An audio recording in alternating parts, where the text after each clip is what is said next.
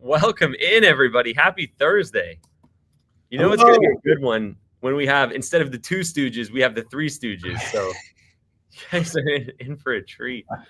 Thanks for being here. We got Todd, thank you for being here, especially. Yeah, happy Friday's Eve. I had a coach say that to me, and he always said it. He'd come into the office, said it every time.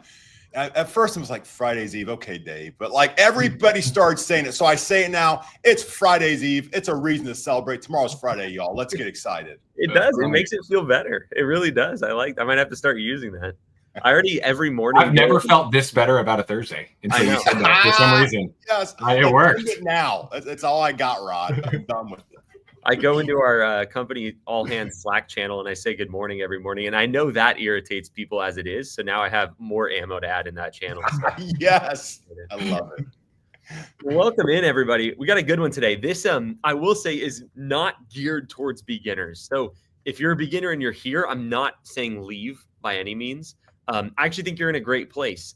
Just know that some of this might be like, what in the heck? And the reason it might feel like that is because, you know, there's stages for things. There are right times to do things in your business. And so while a lot of this is not going to be something you want to do right now, it wouldn't be the right time for that. Knowing what the future of your business could look like or the things you will have to do at different stages, at least for me, is always helpful. You know, even if I'm not at a milestone yet, I kind of want to know a little bit of what that's going to look like when I get there. And so if you're doing less than, 40K a month, a lot of this stuff is not going to apply to you. If you're in the 40 to 75K a month stage, it's really, really going to apply to you, or 40 to 100K, probably more accurate range. So Todd has been kind enough to prep some things. He put together some big stages or changes that he made in his business, whether those are changes he made internally or actual changes he made in the business, mental shifts, that kind of stuff. And so he's going to be sharing those. Anything you want to say before we get into it, Todd, or should we just jump in? I always just love to say, I read the comments as the timer was going down. Like, it's just so humbling. Like, I appreciate you all. You are so fabulous to me. So thank you. The community's fabulous. Eli, Rod, you guys are wonderful. But man, the community, you guys are so gracious. Thank you. We always do get really nice comments when you come in, Todd. We need to do it more. Yeah, they're mean until you come in, especially Dave Burley. That Burley, we have to ban him every now and then. So. We got it. Before we get into it, I agree with this. A lot of Spiro updates coming down the pipe. So for everybody that doesn't know, Todd owns Wow Video Tours, great real estate media business, $3 million a year plus company. A lot of experience, been doing this 20 years on that side. But he's also the founder of Spiro, which is the media management, business management system. I don't even know what you classify it as, that we all use. It's the thing that runs our businesses. And so, shout out for all the updates, Mr. Todd. Yeah, excited about those. Those are at a great time because days on market as an agent is increasing, and we gave some great tools. And actually, Shannon wrote a beautiful newsletter for you all to send to your agents. So the work's done. We're trying to just facilitate you guys. We know you're busy. We know what your agents need, and we just want to make it available to you guys. Yeah. Well, thank you. Well, hell yeah. I guess it's go time. So. Todd, we begin. I'm looking at Todd's document. I want to jump in anywhere, but I guess you jump in wherever you think we should start, Todd, and we'll kind of see what happens. Yeah, thank you for that. So this is the end of year 21, beginning year 22 for me with real estate media. Started with an idea. And so literally, y'all, I've screwed just about everything up that you could screw up. As I was preparing for this, I look back and I was at moments cheering in my office by myself and crying in the corner by myself. And that's just life. I think there was some times that I cheered too much and sometimes I cried too much. The goal today is if I can get you some knowledge of some of those bumps that I had along the way. And if you can take some of that information. Now, remember, if you're at 40, 50K a month, 100K a month, you want to go to 200, or 200, you want to go to 400. You might not use the exact same tactics. Okay. So from beginner to intermediate, a lot of the same is going to work. The wheel works. Okay. Do what you need to do at the beginning stage and you'll grow to a certain amount. You're into a stage now where you're at a higher level of things. So for what I did doesn't actually mean that you're going to do those exact same things. Take the ideas, try to find a gold nugget in here, and then don't be overwhelmed by the amount of it, because I'm looking at it as these almost 3 pages. This is 21 years of growing. So I think that's the most important thing. I always try to say that before I start a speech is don't feel overwhelmed by this, because it took me 2 decades to get here. And just in saying that, when I was in decade 1, when I was at year 10, I really wish I was at where I was at year 20. And there's part of me that looks back and I go, man, I wish I would have enjoyed year 10 a little bit more. I'm glad I got the year 20 and we're where we're at. But man, if you could enjoy it along the way, and that's what hopefully trying to bring some of my stories, and let's all laugh at me a little bit so you don't feel so bad about your photographer missing a bathroom. We had 3 photographers miss bathrooms today. I talked about it to Jess. I'm like, well, Mrs. Bathrooms. Oh, well, 3, it's 2% of our jobs today.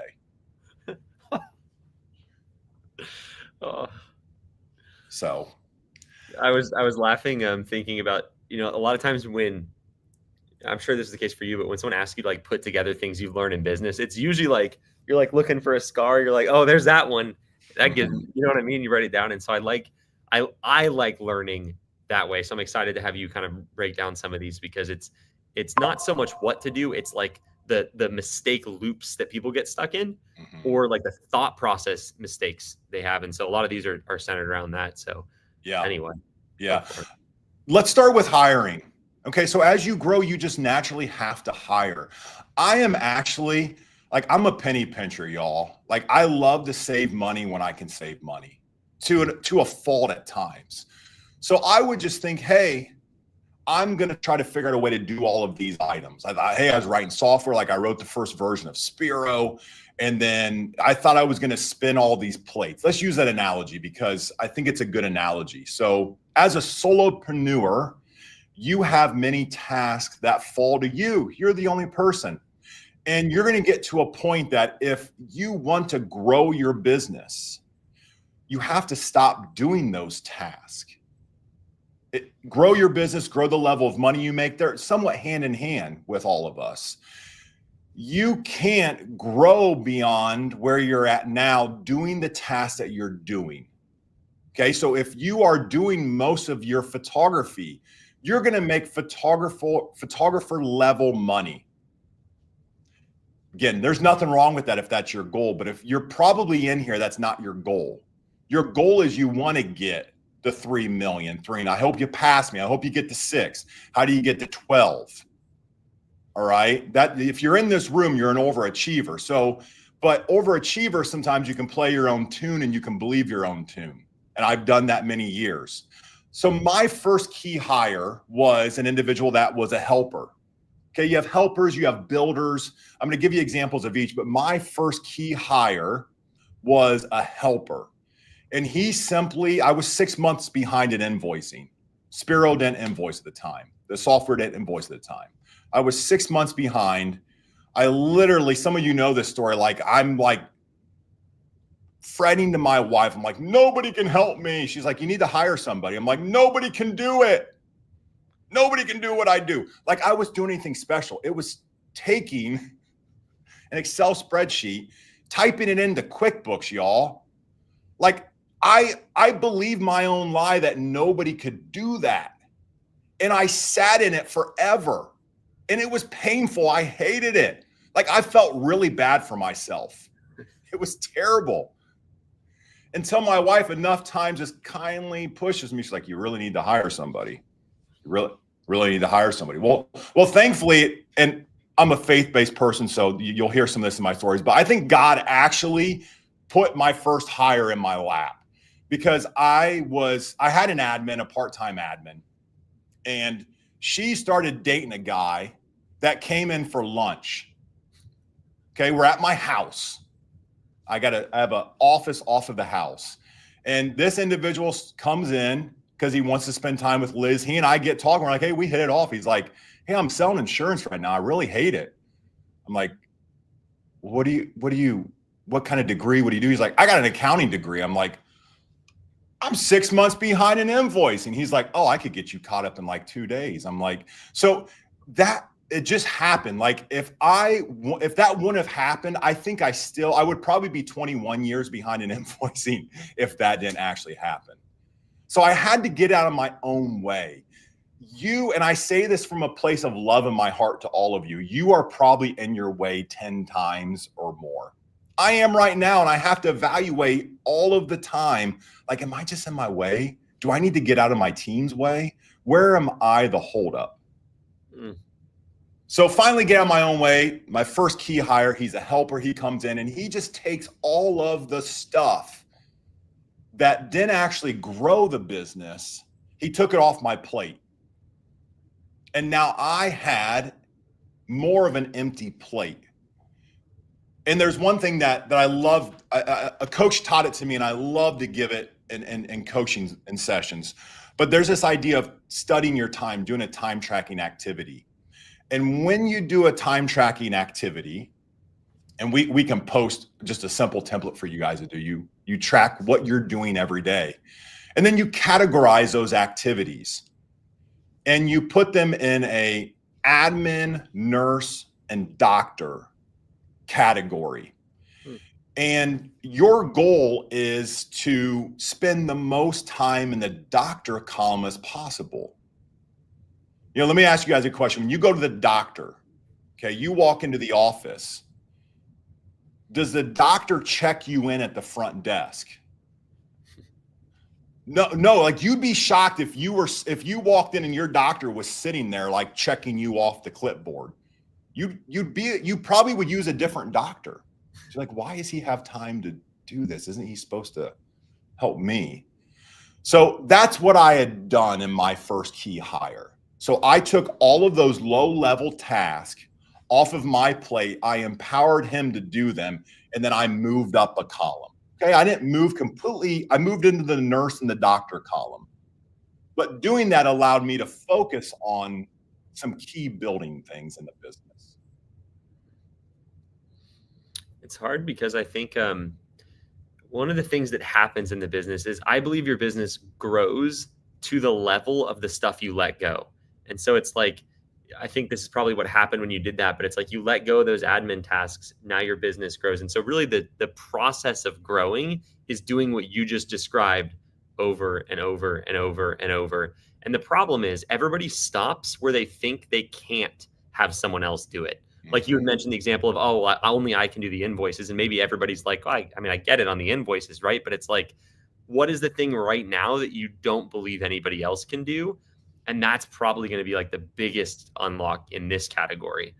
And it's funny because every time, I said this, but it's like, as soon as you do that, the thing you're scared of, the business just grows. It's like, oh, turns out I'm not the only one who can do that. And also turns out the people are better than me at doing that, which is like the most, freeing feeling. So. Yeah, that is the thing. And that's when you do that a time or two, it starts to become a little bit addictive when you're like, hey, I used to do that. And like, I didn't realize how bad I was at it. Yeah. Like compared to the way the new person's doing it. So, and you get addicted to I think you mentioned this, but like the people that are at that 50K level right now that want to grow, they're generally high performing people. That's why they've been able to get to the 50. But the funny thing is usually their highest performing skill set is hard work, which is super important. The problem is hard work's also what prevents you from wanting to let go of these tasks. So you're just like really good at it. And so it's like, you almost have to discover the lazy side of you.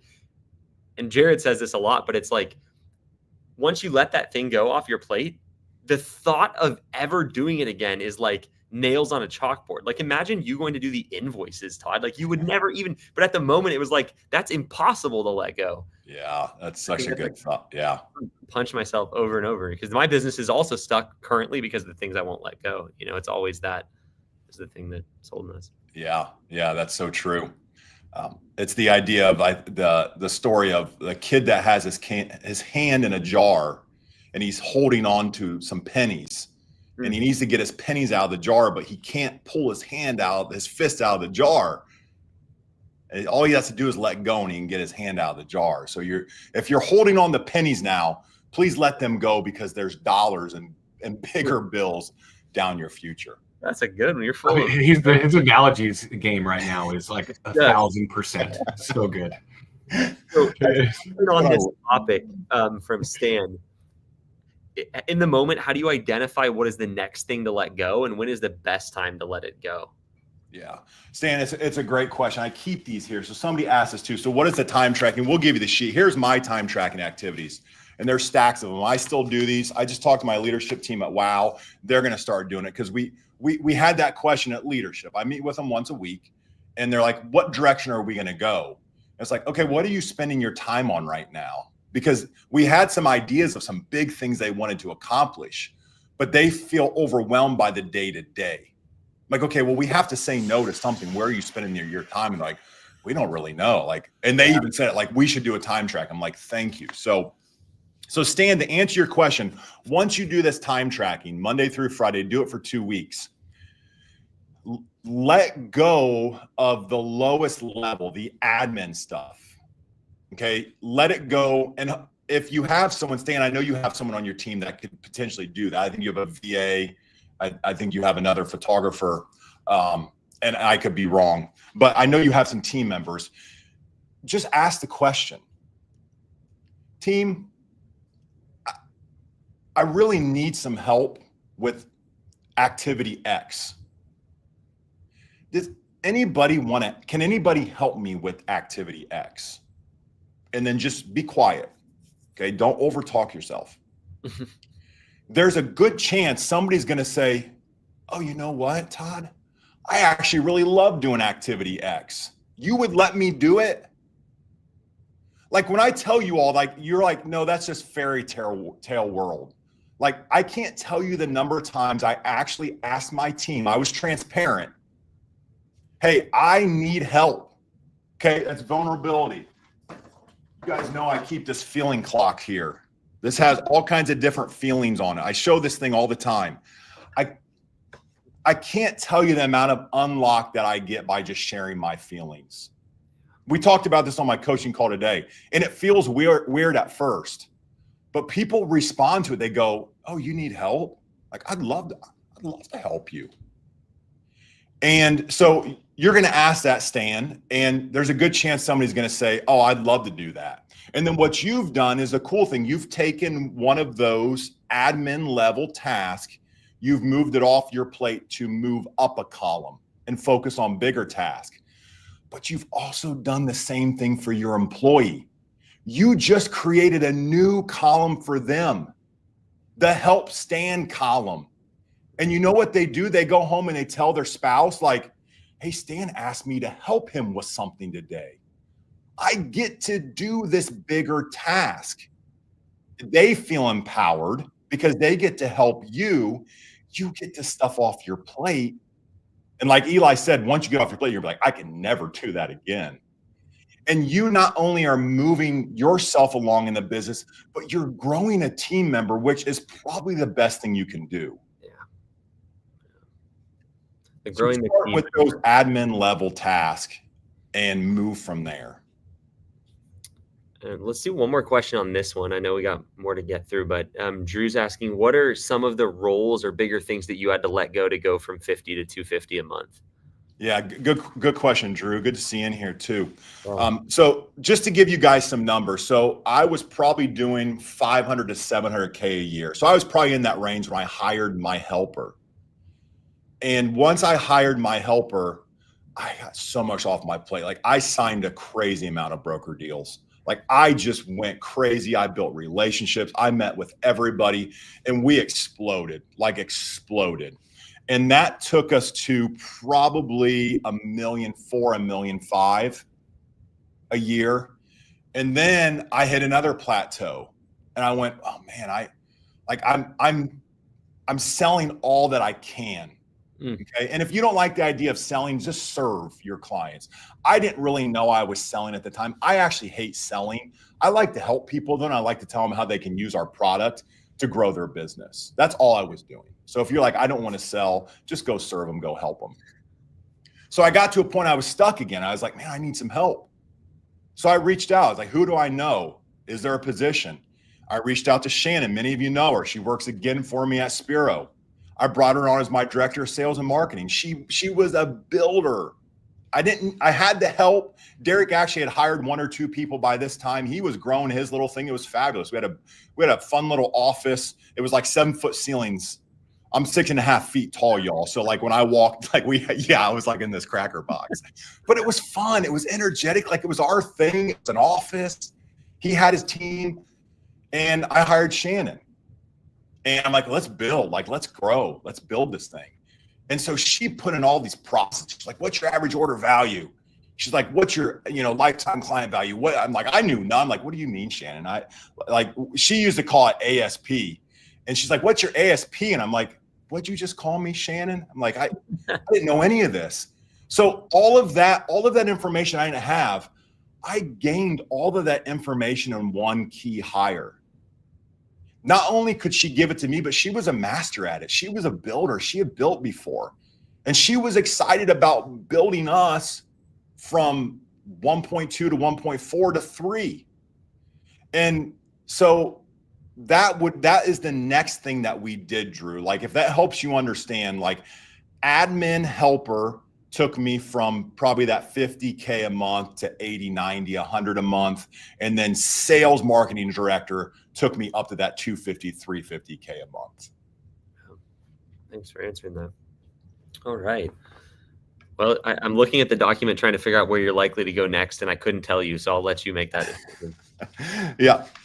I did have one more key hire that I'll let you guys know of. And again, this model probably is going to work for you pending your stages. Don't do it too early. Don't do it too late. My next key hire was our lead trainer. So it was actually Shannon who's like, hey, you got to bring him in off the field. Like, I'm going to blow this thing up. Like, and I'm not going to sell this like crazy if we can't actually do it. She's like, you need to bring him off. I'm like, okay, it sounds good. So the thing I learned in that is trust. Now, it was a larger salary.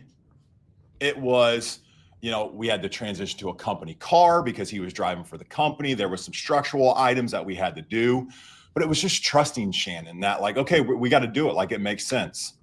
And that was a move that like we did the rough math. My helper and we did the rough math. And then we kind of went like this. Yeah. Yeah. Okay. Now there's times when you use that tactic and there's times that it's dumb to use that tactic. Okay. But you all out there listening, you have this gut instinct in you. It's in there. Okay. Some of you are like, yeah, I got a gut instinct. Some of you are like, I don't have it, but you really do. You've just suppressed it too much. If you said goodbye to your old 9-to-5, you said, I'm going to learn this field. I'm going to learn how to run a business. I'm going to learn real estate media. You have that gut instinct. Yep. The world's good at beating it down and your left brain's good at overthinking. So you all have that in there. Thanks. I gave myself a thumbs up. I think it's a good idea too, Todd. You all have that inside of you. You have to trust it sometimes. And this is one time, and Shannon sold it to me. I'll tell you that she's a fabulous salesperson. I have to be careful when I listen to Shannon because I'm like, oh yeah, that sounds good.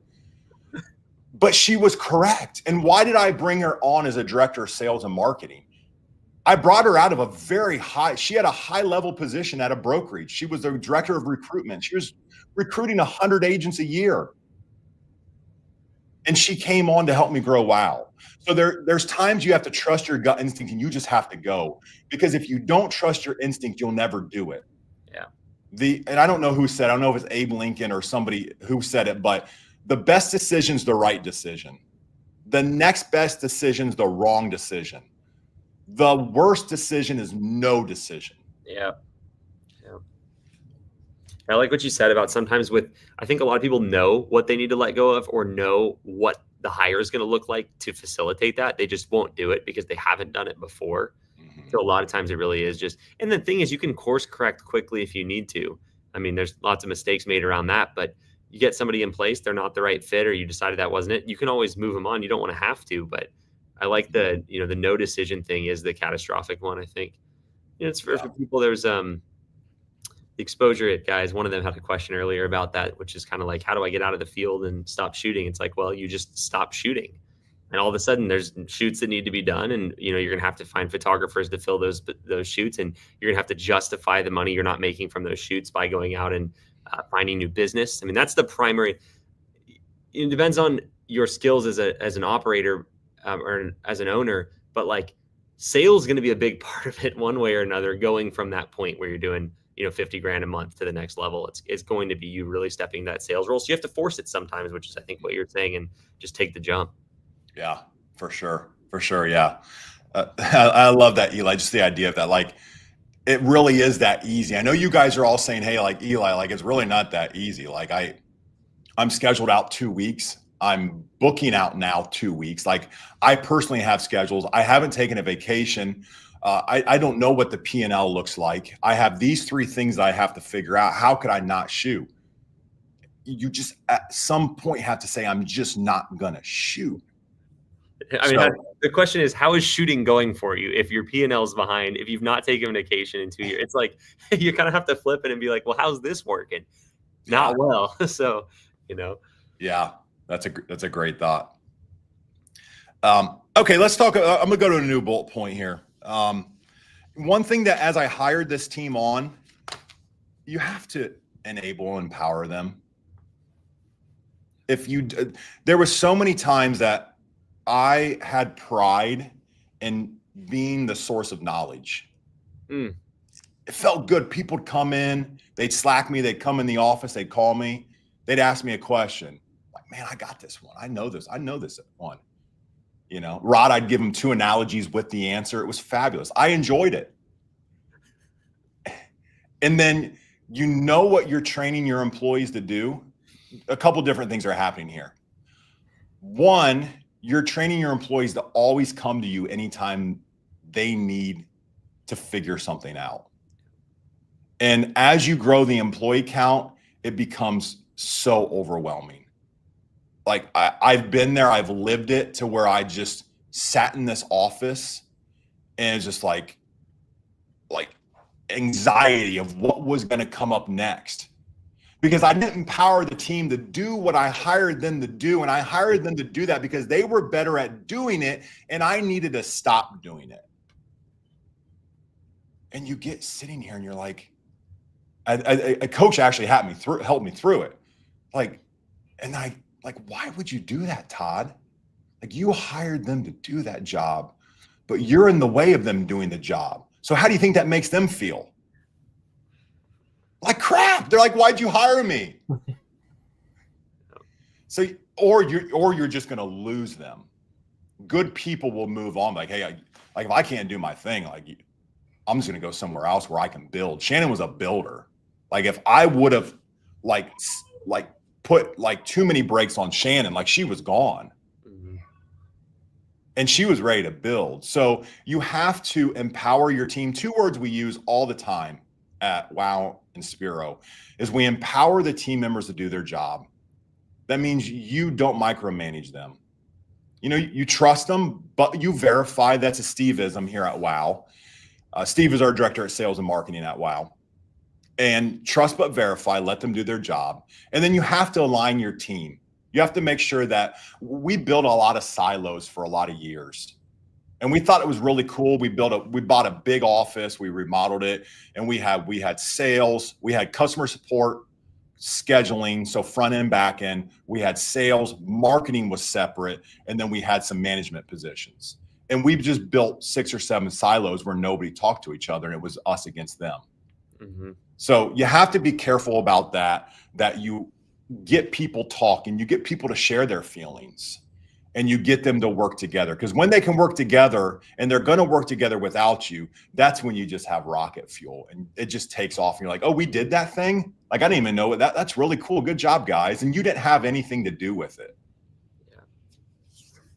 Part of that, I think, too, is being they're going to make mistakes. And that's the part that messes up a lot of people, because they're like, I tried to let them do their own thing and they messed it up. Well, then you swooped in there and fixed it, scared them, and told them to check with you next time. It's like you just did the exact opposite of everything you want them to do going forward. And so I think part of growth is being comfortable with employees making mistakes that will actually cost you. You'll lose clients. I mean, you'll lose a good client over it probably. Yeah. But you have to just know that like that is the entry cost of the next level. Now, if you have someone that's constantly doing that, that's where you have to step in as a manager and either find another person or train them. But you have to be willing to let them make mistakes that will straight up cost you money. Like that's just part of it. Yeah.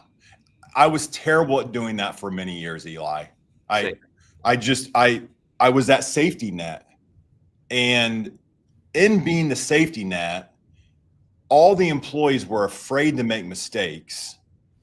And then even when I spent 2 years telling everyone, like, it's okay to make mistakes, like I want you guys, they were so worried about disappointing Todd that they were just paralyzed. Yeah. I lost good people because I managed in that way, because they were afraid to disappoint Todd. And I mean, I sat in a lot of offices, tears in both of our eyes. Yeah. Like, dude, it's good. Like, no, like, it's okay. You can do these things. Like, I think you're doing a good job. You know, like I look back to those conversations and like I've learned a lot from them. Like if you ever have a tearful conversation with another man, like I'm just being transparent with you guys. Like I'm in a room with another man. We're both crying. Like I learned the hard way. Like you have to take care of your people. You have to empower them. Like to get to a point that someone feels so crippled to do a high level job. This was a leader of my company. And he doesn't know if Todd thinks he's doing a good job.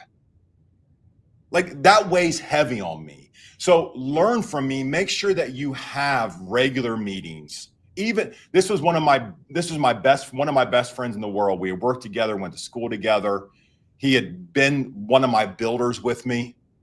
And it's like, I took some of that for granted because outside of work, we could communicate at a friend level where like I could finish his sentence, he could finish my sentence. But it's way different when you walk in the building. I had a coach tell me once, even when the lion's out to play, he can still bite your head off. And so that's what was happening. I'm like, hey, I'm playful Todd. Like we're having great years. We're building. Every year is better than the last. We're growing the team. Like everything's great. If you don't say that enough, your employees make up some stories in their head. Mm-hmm. Oh, I'm not doing a good job. Todd doesn't think, that we missed that one bathroom.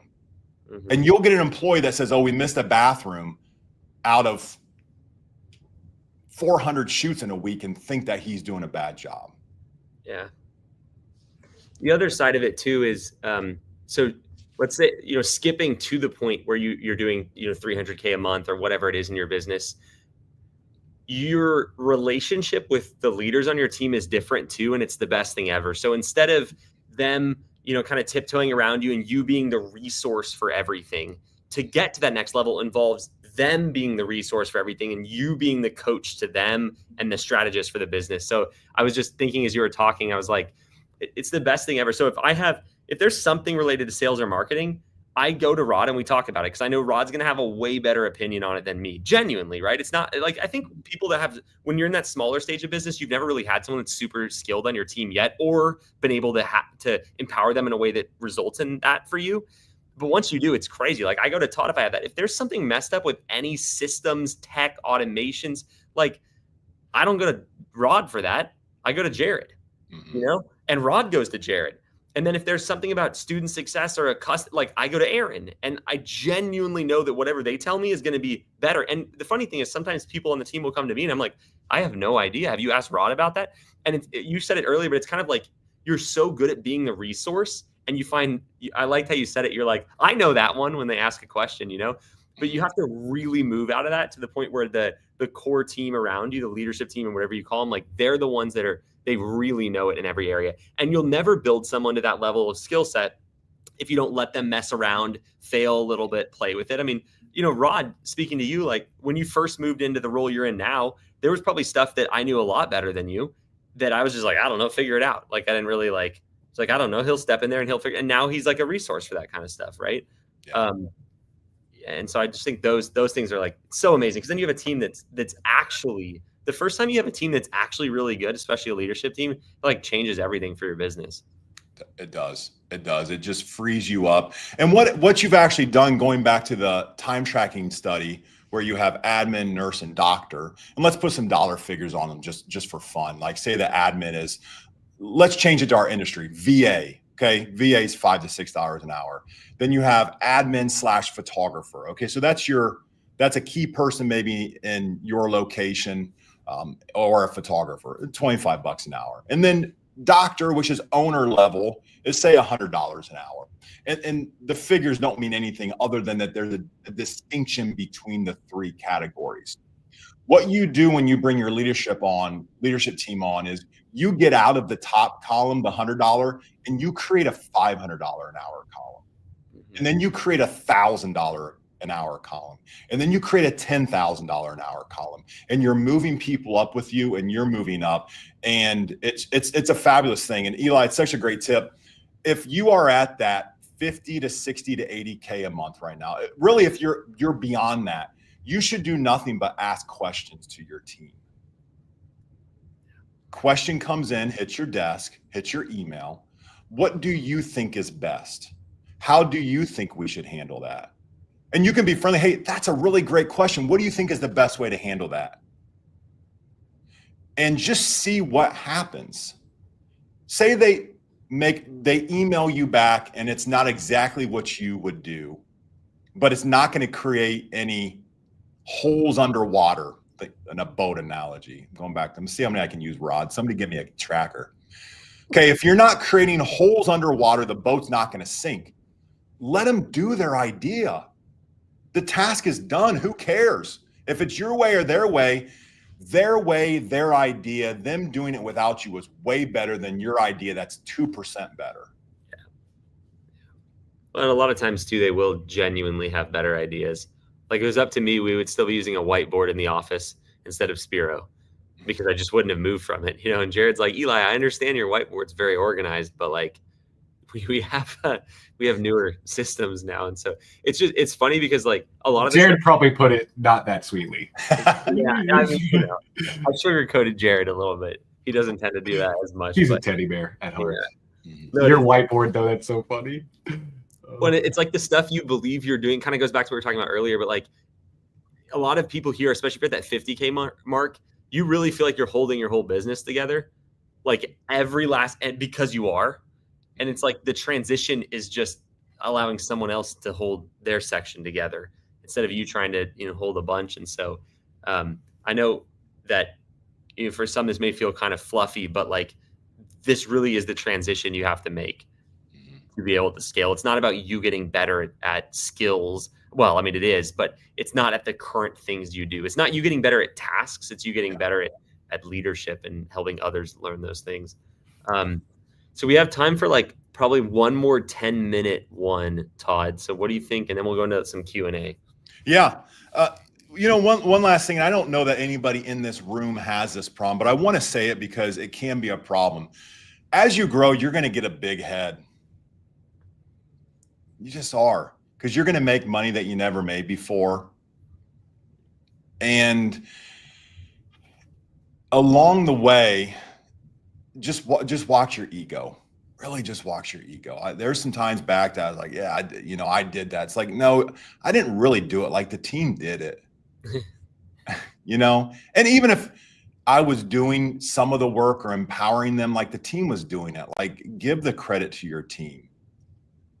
You know, just as a flip, like one flip side of that is like, don't ever blame the person either. Like if it goes bad, don't blame the person, but blame the process. That's one of those things that I had to a coach had to teach me, is when we had some of those times where everybody was upset, was worried to upset Todd or screw up, like, we had to blame the process, not the person. You blame people, they have hard feelings, and it's probably, and the person's probably not the reason why there was a screw up.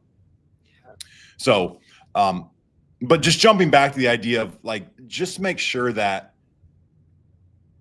you're aware of your presence and your ego, because it can turn real south real fast.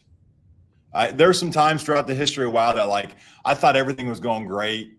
There's some people that asked to meet with me, and like I walked out, like I felt like I got punched in the face. Like everybody was unhappy. I was like, whoa, what happened? And some of it was because of I overlooked some things. Some was because some people needed many reasons. Okay, you're going to figure them out. You all are smart in here, but there was many different reasons. So just be aware of your ego.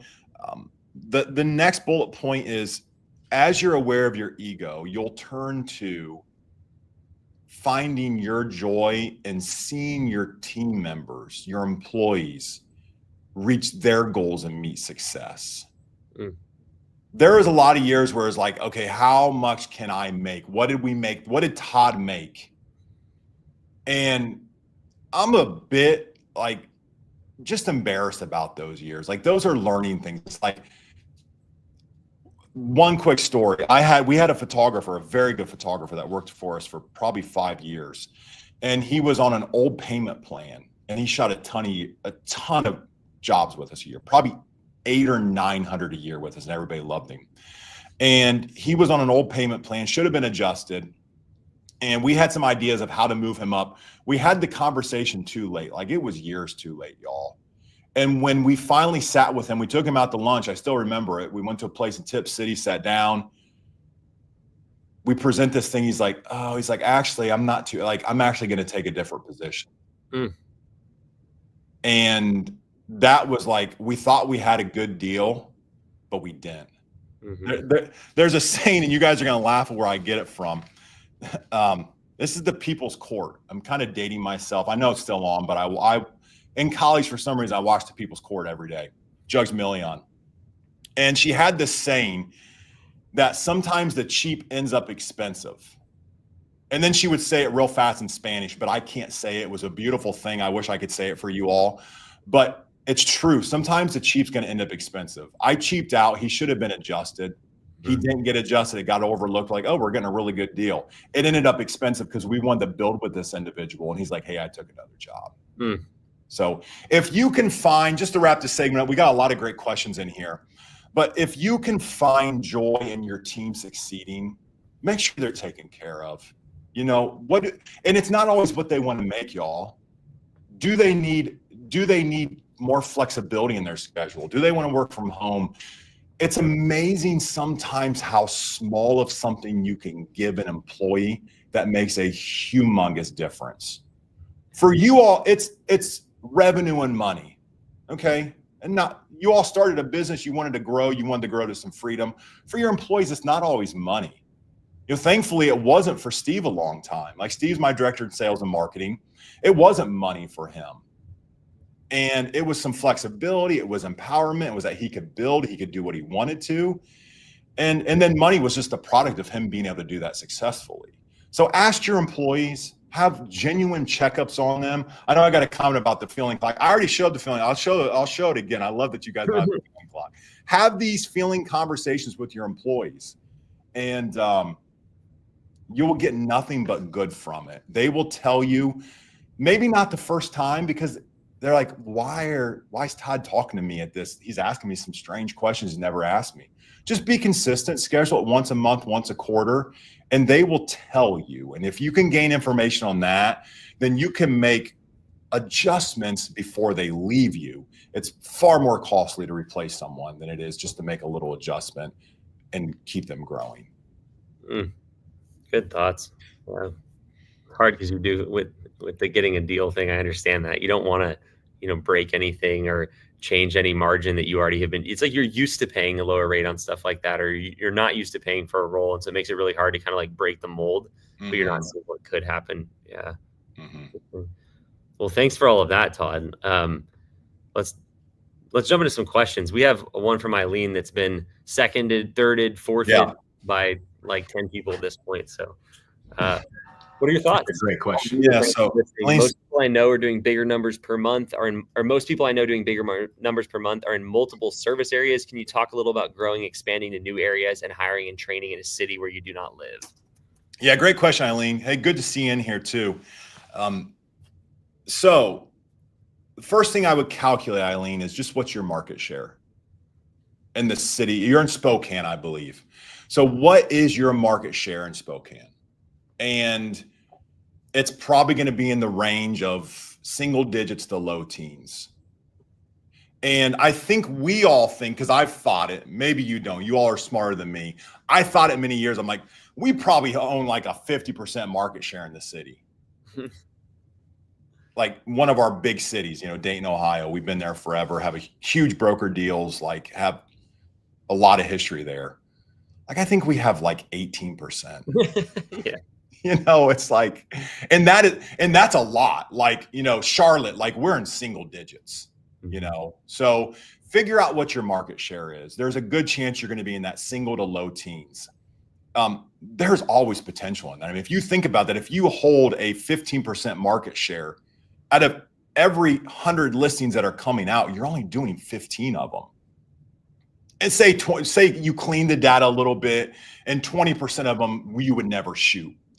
Short-term rental. You can shoot short-term rentals. Maybe it's commercial. You don't do a lot of commercial. Maybe it's repos, HUD, whatever it may be. But still, if it's 80 and you're only doing 15, like you have a huge potential. Even if you double right now where you're at, you're doing 30 out of 80. You're still less than 50%. So figure out where your market share is at. And then see what you can leverage in your city. One thing right now, and I've been saying it a lot, but we have had a ton of teams come to us, real estate teams come to us at WOW and sign our traditional broker deal. Days on market is increasing. So if y'all don't know, like right now, days on market, the number of days that it takes to sell a house is increasing, which means agents have to actually work to sell the house. Now think about this. I don't know what the percentage is. It's a large percentage of agents have come in COVID era and more recent. Well, what did you not have to do for the last 3 or 4 years? Anything. Anything. If you got a listing, you barely got the sign in the yard and you had 30 offers in hour one that were all overpriced. So now we're all transitioning into a market where real estate agents are going, hey, this is a bit uncomfortable. Like I sat with one of our owners. I have a great relationship with him, owner of a very large real estate company. And he's like, I got some agents, like they're used to making $250,000 a year and working 12 hours a week. Like the thing now is that agents are going to have to work in 2025. Days on market's going up. So, and doing that, agents are going to have to market their property. So I went on a bit of a tangent. We are going back to figuring out your market share, but figure out where you have great relationships. And then do you have a line to a broker to sign a broker deal, or find your good teams? EXP, there's Compass, there's a million of these online, these virtual brokerages. And the model there is you take yourself and you build a downline underneath you. Some of them will be their own downline and they'll operate as them own selves and they make a percentage of their commission. But many agents, and specifically listing agents, are getting other agents on their team that are buyers agents, listing agents, and they're saying, hey, look at these tools. Come to my team. We've got this office. This is what we give you. We give you leads. We give you this, that, and the other thing. And we've had so many team leaders come to us say, hey, I need a media program and I'm going to front the money for my team members. And the other thing we found out, two beautiful things about it that are better than a broker deal. It's smaller than a broker deal, but 2 things that are better than a broker deal. One, you're talking to the decision maker in the room. If you're talking to the broker in charge, he or she doesn't always have the power to sign the deal right there. Sometimes you have to go through legal, other departments. If you're sitting with the team leader, they're going to pay for it. You are with the decision maker. The other thing is they're going to spend more money. We just signed one up, a team at a company we have a broker deal with. You know what they did? They bought a whole lot more than what the broker's offering, because they have to differentiate themselves. So Eileen, go and see what relationships you can leverage. I know you guys build fabulous relationships. Who's close to you and who can you sit with and who can you do more with? So that's the first thing, is just knowing the metrics in your city, knowing where you're at. Also, one thing for you guys, if you don't have one, you need to get an agent ranking report. Write that down, agent ranking report. Your agents will know what this is. You can't get it even if you're a member of the MLS. And honestly, your agent shouldn't give it to you. Okay, so find a close one to you, all right? And what it is it's from agent number 1 and volume of units down to the last agent. It's a report that's going to show you all of their metrics. So who's the top agent down to the bottom agent. And there, look on there, who are your clients? Who do you want to target? And then you can see what relationships you have, sit with those people. Maybe you can do more. Maybe you think you're doing a lot of listings with one particular agent, but you see they do 100 listings a year and you're only doing 50. There's room to grow there. So what you're saying, I mean, correct me if I'm wrong, but you're saying it's not so much, hey, let me go put my flag in the ground in this new city. It's saying, what are the relationships that I have in this city? Are there any low-hanging fruit, big teams here that we should work with? Or, if that's not the case, what city around me do I have a connection with the brokerage now that they could make to that one? You're not so much looking for like geographic expansion as much as like where are the big teams. And if they happen to be in a new market, so be it. We're going to start there. But you're not.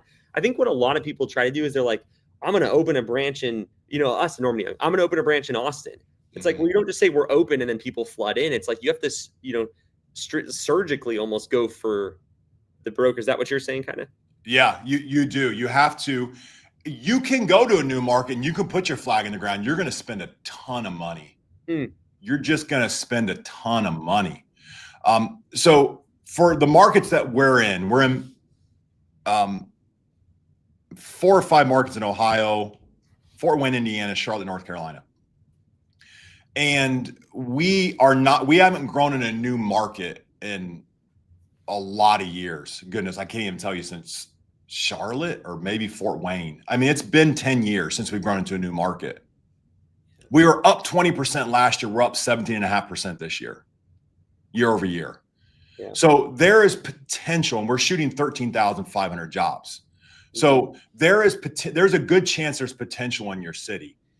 If you're like, hey, there's really not, Todd, because I have a small market, that is a case too. And that's like, I'm in the middle of a cornfield. I love to say it. I have to say it once every call. I literally am in the middle of the cornfield. Google search me, Lima, Ohio, Lima like the bean. Yeah, Eli, you've been here. It's cornfield. So, and we have like 80% of the market in Lima. Like we have an 80% market share. It's a small market. Yeah. So I had to grow. And then what I did, how I got to Dayton, Ohio, that was our next major market, was I happened to shoot a listing that was far south Lima, like the Walpock area, who happened to have a buyer that was from Dayton that came north. And a real estate agent's like, hey, do you work in Dayton, Ohio? I still remember the call. I remember where I was at. I was like, yeah, Bob, I do. I've never been, I've been to Dayton forever. Like I never shot one house in Dayton. Yeah, we service Dayton, Ohio. Like, yeah, okay, great. Like he had 12 listings at the time. Like, can you come down next week and do those? Yeah, can you come down on Tuesday? Like, I'm like fist pumping in my house. Yeah. And he's like, hey, do you do photos as well? I never shot one real estate photo. True story, y'all. I only did video to begin with. I named the company. This was dumb. Wow, Video Tours. He's like, do you do photos as well? I'm like, Bob, we do photos as well. It's like, okay, great, next Tuesday. So between like Thursday and Tuesday, I figured out how to do photos. But I leaned the story is there. Can you leverage some of those outlying? You have offices in your city. Some of them are either farther north or farther north or south. Yeah. They connect to other markets. Like our Dayton, Ohio connects to Cincinnati. It's pretty natural. Can you leverage those connections? Because you could go plant a flag, but you're going to spend a lot of money. I don't even want to spend that money. I don't like, we just jump. You're just connecting dots. You're just going one dot to the next. And if it takes you to new markets, so be it. Yeah. If it takes you in your market, awesome. Mm-hmm. Okay. I think we have time for like one more question. I think it's a pretty good one. What's one thing you wish someone told you when you were at 100K a month? What's the next move? That's a good question, Zach. Okay. I just hit with like I don't know. Just didn't answer it. Then I'd have to think of another question for it. I think so. Just doing over $1 million a year. I think at that point it was to empower your team. I had high level people with me. I just wanted to be involved in everything because I felt that sense, that dopamine hit when Todd's answer would be the correct answer, or when we would do Todd's idea. So I think as I look back, I could have grown a lot faster if I would have just gotten out of my own way. Been there for the team. You have to support your team. You can't go to the beach and just let them work. You have to be there with them. But if I would have asked more questions and let them take their solution and not have to interject mine, overrule, and do mine, that probably would have been the largest thing I could have done to grow from 100K a month to 200K a month. Just from a context clue earlier, they also said, how do we both get out of shooting? And so I think getting out of your own way was like a great way to answer that, because they're still shooting doing this. Yeah. So I think that, the first step is just getting out of your own way with that, and that's really going to unlock all this time that you have to do sort of more like CEO level stuff, which is cool. Yeah. A quick success story is doing that is, I won't say his name. He won't care. Eli, you can say his name. He won't care, but he went to a mastermind and he's like, what? He asked basically that question. And you told me like, you have to stop shooting. And he's like, all right, I'm taking myself. He literally went to Spiro. He marked himself available for 0 jobs, which will not schedule him. And he stopped right there. Just cold turkey too. Yeah. Yeah. And it worked. And it worked. It grew like crazy. He actually just emailed me. This is perfect timing. He emailed me about an hour ago before I got on this call. And we have been coaching him through kind of a broker deal, a large broker deal. All caps to me. Just spoke to the broker, ! Sending a contract now, 250 agents, ! Oh, good. Oh, Todd and I were talking before. He's just the kind of guy you want to win too. I feel like we talk so much about his business, we can't say his name, but everybody here would know him if that's anything. And it's not Kevin. Everybody's thinking it's Kevin. It's not Kevin. Yeah. I literally have no idea who you're talking about. He's tall. Quite curious. He's tall as well. Yeah. Okay. I have 2 ideas. Okay. There's only 2 other tall people. Well, thank you for being on here, Todd. I know people still have questions, but we're running up on time, and we could probably go, questions all night. So thank you for that. I will say one of the things that Todd and I have been working on behind the scenes, and Todd and I is an overstatement. Shannon, Steve, it's been a collective effort, but everybody knows we have Launch for people who are just beginning. We help a lot of people get into real estate media through that program. We have Forward, which is when you start to scale your business. And finally, we now have Orbit, which I'm really, really excited about. Todd and his team are spearheading that. And so if you're at that phase where you're doing more than 50K a month and you want, some really higher level consulting and coaching and get to work, directly with Todd and his team, it's the cool thing about technology is we can use the same link for all of this. So you still go to the old fashioned replaunch.com/apply. When you fill out that form that asks you some questions about your business, it will route you based upon how you answer that. And so if you're doing more than 50 grand a month, we'd love the chance to work with you in Orbit. It's a great program. Very small group of people in there, but a very high quality group of people that you'll be around, people that have built great businesses like you. So if you're at that point of doing 50K a month or more, replaunch.com/apply. It's one of those things that it is of you said it earlier, Todd, but it's like the cheap becomes expensive.